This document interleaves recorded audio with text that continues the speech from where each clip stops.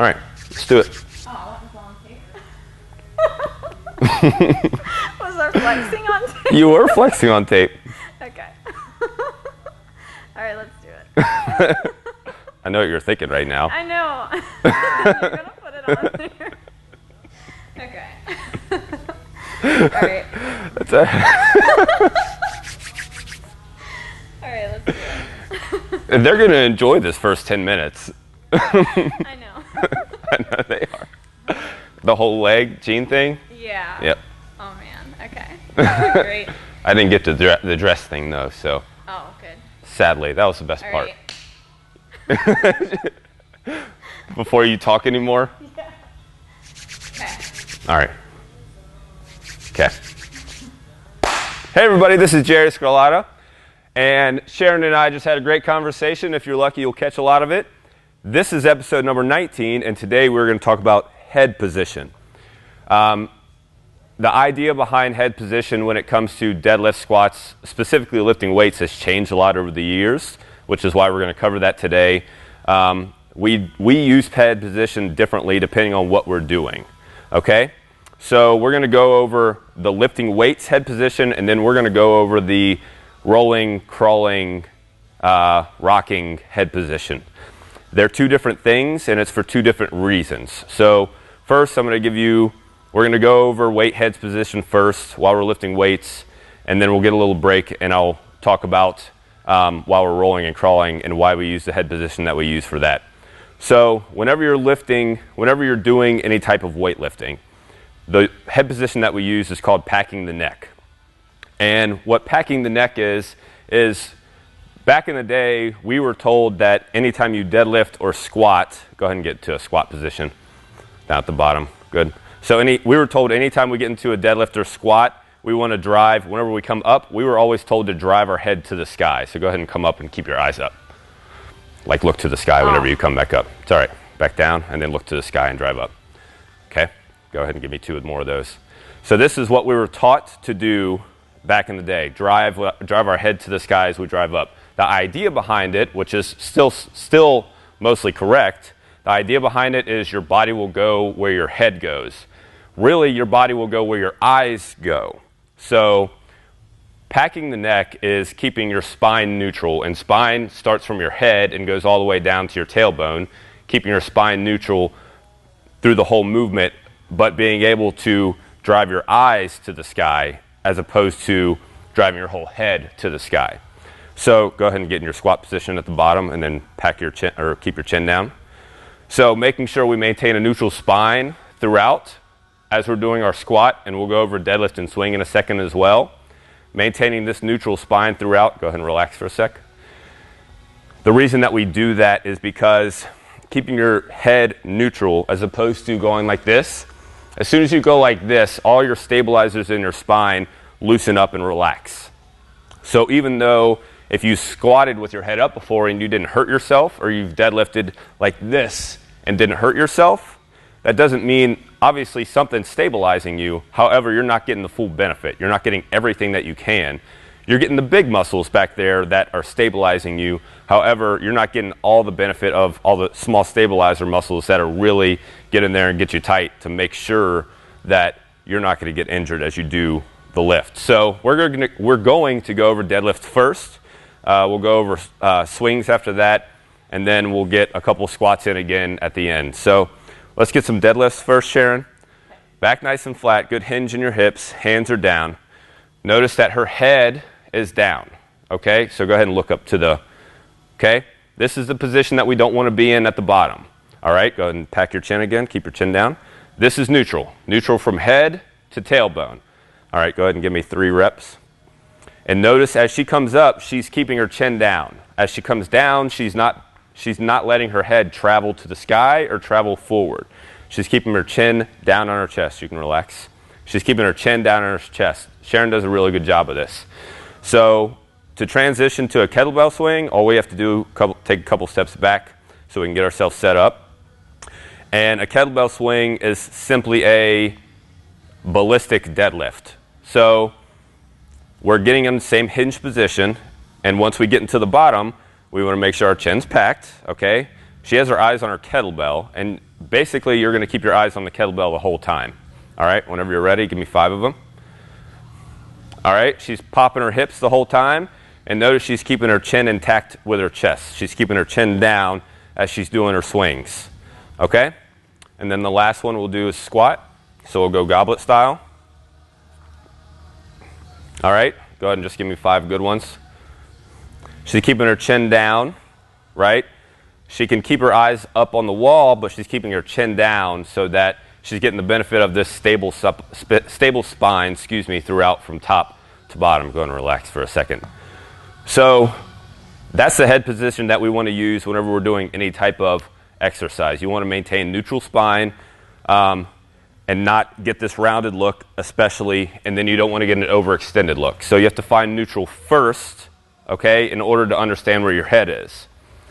Now the tricky part comes whenever you do actually decide that you want to move your eyes before your head. Move your eyes to keep you moving in the right direction. So your what's this word I'm looking for? Your instinct, your instinct whenever you move your eyes is to bring your head with you. But you have to be able to disassociate your eyes from your head. So as you come back up, you look up and you just drive yourself up instead of look up and then drive your head up. All right? So concentrate on keeping your chin down first and your chin attached to your chest before you decide to start moving your eyes to get you moving in the right direction. Okay? Take some time to get comfortable with it because it'll be different from your normal head up position that you might be used to. So take some time to get comfortable with it before you start putting any type of weight on as you do your movements, as you do your deadlift squats, any type of deadlift squat. This translates into single leg deadlifts, rear foot elevated squats, and so on. So it translates into any type of deadlift or squat that you're doing. All right?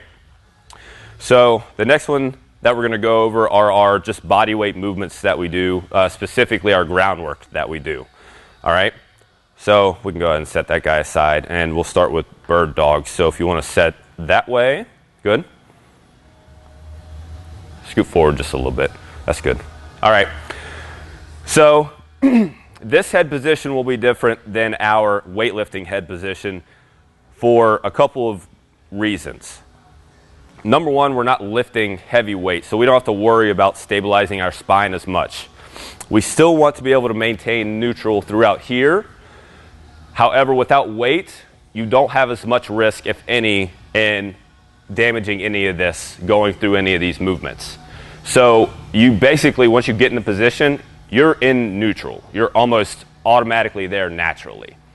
So that's number one. Number two is we want to get visual perception around us. We want to be able to take in everything around us. We want proprioception, which means your body's understanding of its awareness in space. So if we keep our eyes down, we don't have to look at anything. Go ahead and keep your eyes down. So all she has to do is look at the ground at this point. So she doesn't have to understand anything, and she just has to do the movement. However, when she puts her eyes up, then all of a sudden she has to look and she has to take in all this visual space around her. So being able to do that and go through the movement at the same time, you're getting more than just exercise, okay? At this point, you're doing it on purpose. You're doing it to develop more than just like, I want bigger biceps. So we want to keep our eyes up whenever we do bird dogs, dead bugs, crawling, rocking, and we'll go over a couple of those right now because we want to be able to get that visual perception and we want some proprioception to go along with it, okay? So first thing we're going to do is go over some bird dogs, all right? We'll go bird dogs, we're going to do some crawling after that, and then we'll rock at the end, all right? So her spine is already neutral, all right? Her back's flat, her spine's already neutral. She is going to keep her eyes up.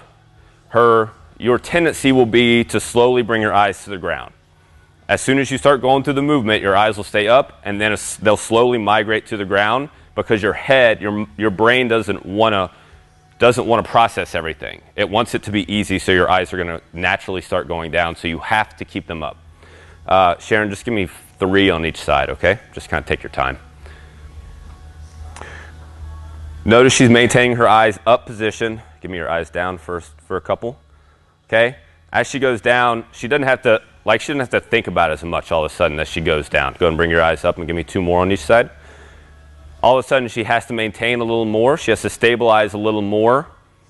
And this is when it is good. There you go, you can relax. This is when it is good to turn those stabilizers, I don't want to say turn them off. When you put your head up, it makes other things work. The things that will really get you whenever you're really getting fatigued. Muscles that are really deep, that whenever you're really getting fatigued, those things will catch on. That's why in this position, when you keep your head up, it becomes harder to stabilize, as opposed to when you get your head down, it's easier to stabilize and your mind doesn't have to process as much. All right, so the next thing we'll go over is crawling. We'll just go forward and back. We won't worry about side to side. Phone, that's enough.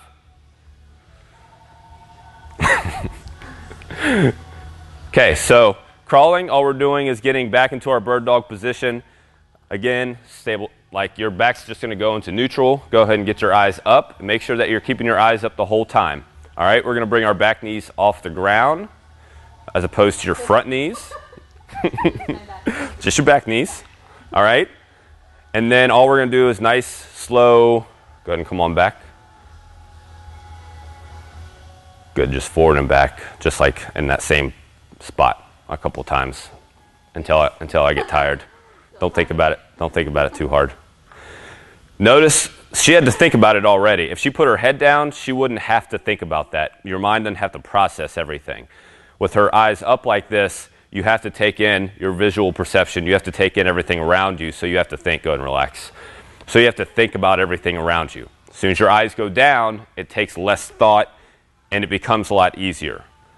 So the last one we'll go over is rocking, okay? The last one we'll go over is rocking. This one's not a movement-based thing, but again, we're trying to loosen up our hips, we're trying to loosen up our shoulders, and we want to be able to just develop perception, okay, through moving our head. So Sharon's going to rock her butt back to her heels, okay? And we can do head nods with this, which is going to help, number one, mobilize our spine, mobilize our neck, and again, get that perception of up and down. Go ahead and rock back forward, rock back to your heels again, and then I want you to look side, up and down, and then side to side. Okay? So with the side to side motion that she's getting with her head and with the up and down motion she's getting with her head, she's taking in perception, and she's also mobilizing all of her spinal muscles, because your neck connects all the way down into your spine, and if you do this and you rock your head down and up, you'll feel your spine stretch at the bottom. So she's taking in the perception and she's getting mobility in her spine. I'm sorry, not mobility. She's getting her muscles in her spine loosened up. All right? This is probably a good place to start when you're doing groundwork, because it's obviously very easy and very basic. You can just rock back and forth. This is something that you can do all the time anyway. So that's a good place to start, and then you can work in the bird dogs and then work in the crawling. Okay? It is hard for people to jump right into crawling with their eyes up, again, because of that, not being used to have to take in that perception and move your limbs in the way you're trying to move them. All right? So remember how to place your neck whenever you're lifting weights. Keep your chin packed, keep your neck packed, keep your chin down. That translates into deadlifts, any type of deadlift and any type of squat, as well as kettlebell swings and most other power movements. And then whenever you're doing groundwork or anything body weight that's just body weight, then you can allow yourself to look up and take in the world around you, okay? Let your mind do some work as well. So we got 2 good episodes in so far this week. We're planning on getting another one in tomorrow. We'll have Trevis back on, and if you guys have any questions, you can hit us up on Twitter at The Thrive Pack. Thanks very much for watching, and we'll see you next time.